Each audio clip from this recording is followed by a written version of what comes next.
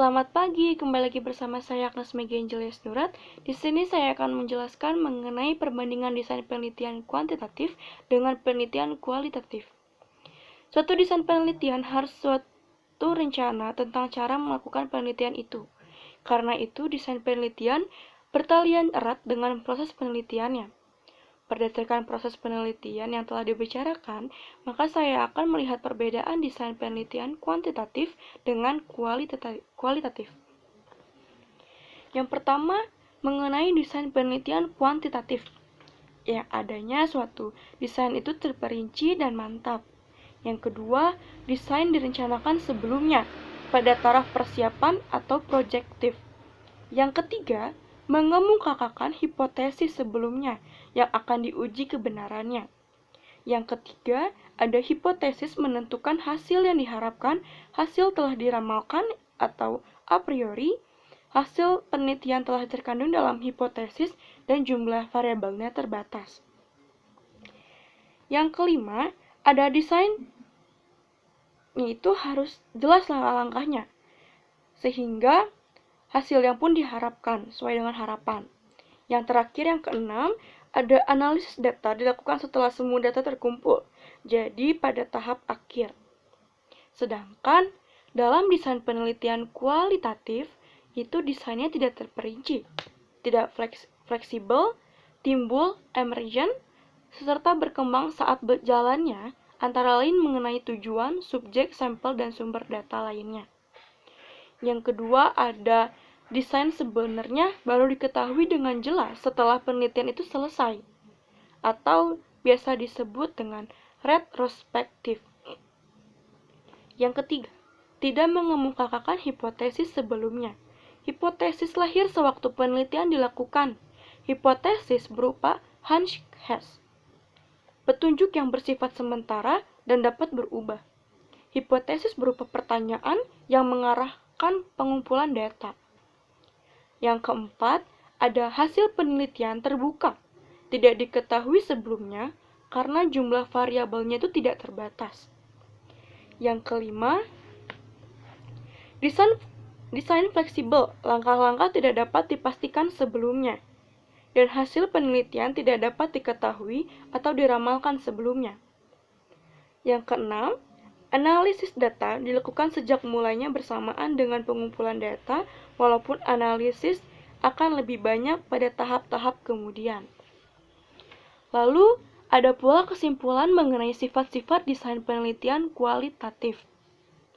Desain ini tuh tidak menggunakan statistik, berbeda dengan desain penelitian konvensional yang bersifat kuantitatif. Dalam penelitian kualitatif, desain itu tidak dapat ditentukan sebelumnya.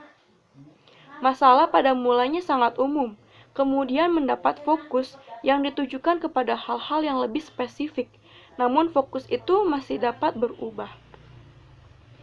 Seperti teori yang digunakan tidak dapat ditentukan sebelumnya, a priori. Penelitian tidak bertujuan untuk menguji atau membuktikan kebenaran suatu teori, tetapi teori itu bahkan dikembangkan berdasarkan data yang dikumpulkan. Ada pula instrumen.